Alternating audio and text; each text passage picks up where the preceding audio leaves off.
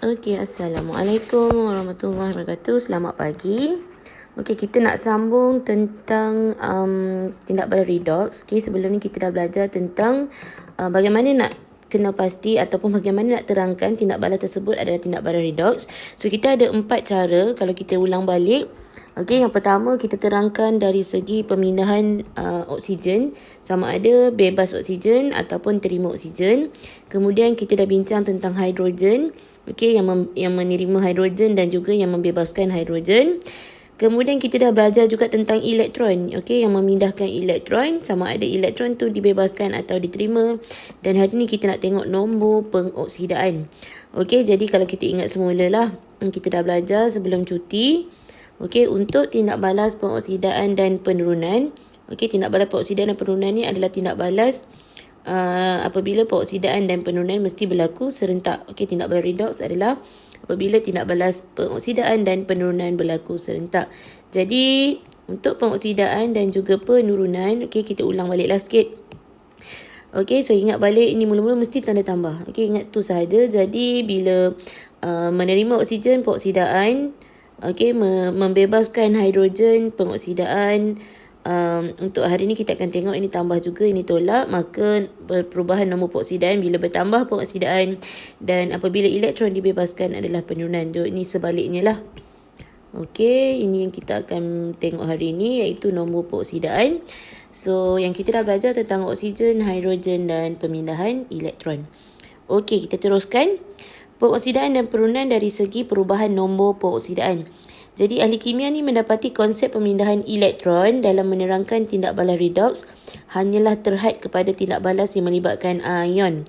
Okey, jadi kalau tindak balas tu melibatkan molekul, kita susah sikit lah nak terangkan daripada segi pemindahan elektron. Okey, oleh itu maksud pengoksidaan penurunan diperluaskan menggunakan konsep nombor pengoksidaan untuk menerangkan tindak balas redox merangkumi semua tindak balas. Kita tak kiralah sebatian ion ataupun kovalen. Okey, jadi untuk tindak balas pengoksidaan berlaku apabila nombor pengoksidaan suatu unsur, okey, dalam suatu bahan tindak balas bertambah. Okey, kalau nombor pengoksidaan bertambah, maka unsur tersebut mengalami pengoksidaan. Manakala apabila nombor pengoksidaan suatu unsur itu berkurang, maksudnya unsur tersebut mengalami penurunan. Okey, kita lihat yang contoh di bawah ini. Okey, antara karbon dengan oksigen menghasilkan karbon dioksida. Okey, nombor pengoksidaan bagi karbon adalah kosong, sifar. Okey, nombor pengoksidaan oksigen juga adalah kosong. Sebelum tindak balas berlaku, ini dalam bahan tindak balas. Apabila tindak balas telah berlaku menghasilkan hasil tindak balas, nombor pengoksidaan karbon meningkat kepada positif 4, manakala nombor pengoksidaan oksigen berkurang kepada negatif 2. Jadi, nombor pengoksidaan karbon daripada kosong kepada positif 4, okey, daripada kosong kepada positif 4, menunjukkan tindak balas pengoksidaan berlaku. Karbon telah dioksidakan menghasilkan karbon dioksida. Okey, kenapa karbon mengalami pengoksidaan? Kerana nombor pengoksidaannya bertambah daripada kosong kepada positif 4. Manakala oksigen mengalami penurunan kerana nombor pengoksidaan oksigen berkurang daripada kosong kepada negatif 2. Okey, daripada kosong kepada negatif 2. Maka oksigen mengalami penurunan. Okey, macam kita dah belajar sebelum ini, okey, bahan ataupun unsur yang mengalami pengoksidaan, okey, unsur yang mengalami pengoksidaan adalah ejen penurunan, manakala unsur yang mengalami penurunan adalah ejen pengoksidaan. Okey, jadi macam mana kita nak tahu nombor pengoksidaan suatu unsur? Okey, untuk tahu nombor pengoksidaan ni kita ada lebih kurang 8 ataupun 7 dia punya law, ataupun kita panggil dia punya rule lah. Okey, kita tengok kita punya rule lah. Macam mana nak tentukan nombor pengoksidaan unsur? Okey, yang pertama, nombor pengoksidaan semua unsur adalah sifar ataupun kosong. Okey, apa itu unsur? Contohnya, kalau saya ada atom natrium, nombor pengoksidaannya kosong. Nombor pengoksidaan bagi zinc, kosong. Sebab ini unsur, satu unsur. Nombor pengoksidaan klorin, Cl2, walaupun dia molekul, tapi daripada atom yang sama, maka kosong. Okey, hidrogen, kes hidrogen, okey, kosong. Okey, ini adalah unsur. Nombor peroksidan unsur adalah kosong. Okey, itu yang pertama. Yang kedua, nombor peroksidan ion monoatom adalah sama dengan charge pada ion tersebut. Apa itu contoh ion monoatom? Contohnya aluminium. Okey, contoh lain, natrium, ion natrium. Ion apa lagi? Ion klorin. Okey, ion monoatom ion kalium. Okey, ini sama dengan charge dia. Jadi kalau aluminium charge-nya adalah positif 3, jadi ini mesti nombor peroksidannya positif 3. Natrium positif 1, klorin negatif 1, kalium positif 1. Okey, dia punya nombor peroksidan ion monoatom adalah sama dengan charge-nya. Okey, itu yang kedua. Yang ketiga, nombor peroksidan unsur dalam sebatian bagi unsur kumpulan 1, 2 dan 13 sentiasa ikut charge je lah. Kalau kumpulan 1 mesti positif 1, kumpulan 2 mesti positif 2, kumpulan 13 mesti positif 3. Okey, kalau yang tadi ni monoatom ni termasuklah kalau saya letak bukan dalam kumpulan 1, 2, 13 ni macam zinc. Okey, macam stannum 2. Jadi ikut charge dia lah sebab dia adalah monoatom, satu atom sahaja. Okey. Sorry, positif 2. Okey, ini macam kumpulan 1, 2, 3 lah. Macam lithium, kalium, natrium. Ni semua kumpulan 1, jadi charge-nya mesti positif 1. Magnesium, boron. Barium. Okey, ini mesti charge positif 2. Aluminium, charge dia positif 3. Ingat, positif nombor peroksidan, positif atau negatif mesti di depan. Okey, walaupun nilai dia positif, wajib tulis tanda positif tersebut. Okey, yang keempat, jumlah nombor peroksidan atom unsur dalam sebatian adalah sifar.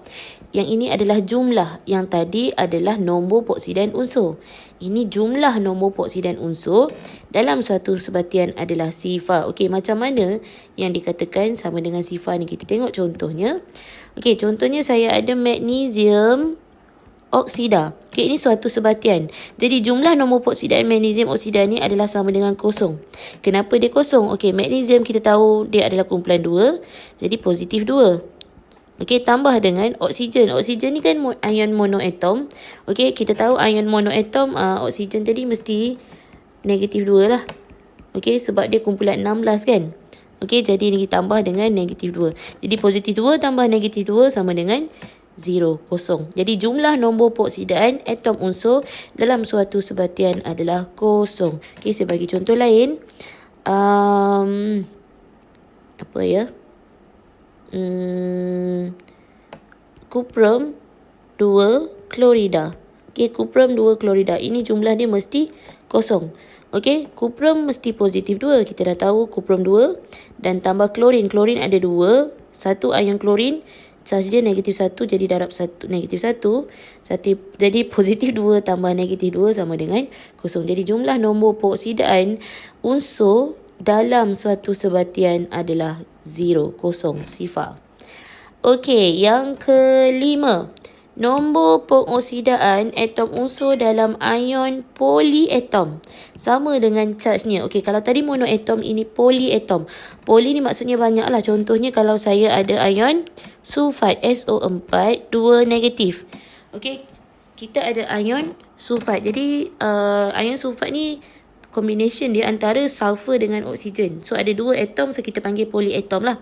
Jadi jumlah nombor peroksidannya mesti sama dengan charge. Jadi kalau charge dia negatif 2, maka jumlah nombor peroksidannya akan jadi kat sini negatif 2. Okey, kalau contohlah saya nak cari nombor peroksidan sulfur, sebab sulfur ni kadang-kadang kita lupa kan dia kumpulan mana. Jadi kalau saya nak cari nombor peroksidan sulfur saya tak tahu, tambah dengan nombor peroksidan bagi oksigen.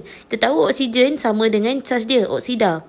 Jadi oksigen mesti negatif 2. Jadi 4 darab negatif 2. Jumlah dia sama dengan negatif 2. Sebab ini ion polyatom. Yang tadi ni adalah sebatian. Okey, kalau saya kira-kira saya dapat sulfur di sini. Ini negatif 8. Saya bawa sebelah kanan. Negatif 2 tambah negatif 8. So saya akan dapat negatif 2 tambah positif 8. Saya akan dapat sini positif 6. Jadi sulfur, nombor peroksidan sulfur dalam ion sulfat adalah positif 6. Okey, saya bagi contoh lain lah. Okey, ini ion yang agak panjang sikit, iaitu ion dichromate. Okey, so ingat balik ion dichromate.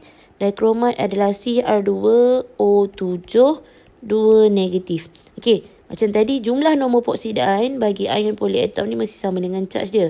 So sini adalah negatif 2. Okey, saya nak cari nombor peroksidan kromium. Saya tak tahu, jadi 2 darab kromium, sebab kromium ada 2, tambah dengan oksigen kat sini ada 7, nombor peroksidan oksigen mesti negatif 2. Okey, jadi bila saya kira di sini 2 kromium, okey, ini positif negatif 14. Saya bawa sebelah kanan, so dia akan jadi positif 12. Maka nombor peroksidan kromium adalah positif 6. Okey, so ingat tak bila kita sebut larutan kalium dichromate 6 berasid. Kenapa positif 6? Sebab kat sini kromiumnya positif 6. Itulah dia. Okey, so itu yang kelima, jumlah nombor peroksidan atom unsur dalam ion polyatom sama dengan charge ion tersebut. Okey, yang keenam, nombor peroksidan hidrogen mesti positif 1, kecuali kalau dia bergabung dengan logam. Okey, dia akan jadi logam hidrida. Contohnya kalau natrium hidrida. Okey, natrium hidrida, natrium dengan hidrogen. So kita tahu natrium mesti positif 1. Okey, hidrogen ni kita tak tahu adakah dia positif 1. Jadi, nombor peroksidan bagi hidrogen di sini kalau kita nak kira, ingat tak tadi ni adalah sebatian. Jadi jumlahnya mesti kosong kan. Jadi natrium kita tahu positif 1 dan hidrogen ni kita cuba cari. Maka bila kita dapat kat sini hidrogen positif 1, bawa ke belah kanan, kita akan dapat negatif 1. Jadi nombor peroksidan hidrogen mesti positif 1 kecuali kalau dia bergabung dengan logam. Okey, seterusnya adalah nombor peroksidan oksigen mesti negatif 2. Sebab oksigen ni kumpulan 16. Okey, dia mesti negatif 2 kecuali kalau oksigen ni dalam hidrogen peroksida. Okey, hidrogen peroksida H2O2. Okey, kalau kita nak kira, macam tadi kita tahu ini adalah sebatian, maka ni sama dengan kosong. Okey, hidrogen mesti positif 1 kan? Kat sini mesti positif 1, jadi 2 darab positif 1 tambah dengan 2 darab oksigen. Saya tak tahu oksigen ni berapa. Jadi kat sini saya dapat 2O. Okey, saya bawa ni belah kanan, dia akan jadi negatif 2. Manakala O adalah negatif 1. Jadi nombor peroksidan oksigen adalah negatif 2 kecuali dalam hidrogen peroksida, iaitu negatif 1. Dan yang terakhir, nombor peroksidan unsur kumpulan 17. Okey, mesti negatif 1. Kita tahu kumpulan 17 dia charge negatif 1 kan. Jadi jumlah nombor peroksidan kumpulan 17 mesti negatif 1 kecuali kalau dia terikat dengan unsur yang lebih elektronegatif. Okey, contohnya NaOCl. Lebih elektronegatif sekejap saya cek. Lebih elektronegatif seperti oksigen. Okey, lebih elektronegatif seperti oksigen. Okey, contohnya kat sini NaOCl. So saya nak dapatkan nombor peroksidan klorin di sini. Okey, natrium saya tahu mesti positif 1. Oksigen mesti negatif 2. Okey, tambah dengan klorin saya tak tahu, samakan dengan kosong sebab ini suatu sebatian. Jadi bila kita dah jumlahkan positif 2 tambah negatif 2 tambah positif 1, kat sini adalah negatif 1 tambah dengan Cl sama dengan kosong, maka Cl sama dengan positif 1. Okey, nombor peroksidan kumpulan 17 ni mungkin akan berubah. Okey, mungkin akan berubah bila dia bergabung dengan yang lebih elektronegatif. Apa maksud lebih elektronegatif? Kalau klorin negatif 1 biasanya, tapi oksigen ni negatif 2, dia lebih elektronegatif. Okey, jadi kita katakan klorin ni nombor peroksidannya adalah positif 1. Okey, yang ni macam mana dapat negatif 1 tadi? Ini ni positif 1 tambah dengan negatif 2. So kita akan dapat negatif 1. So saya bawa sebelah kanan, dia jadilah positif 1. Jadi ini adalah 8 rule yang awak kena ingat untuk menentukan nombor peroksidan unsur. Okey, nombor peroksidan unsur. Okey, kita akan sambung dalam video berikutnya.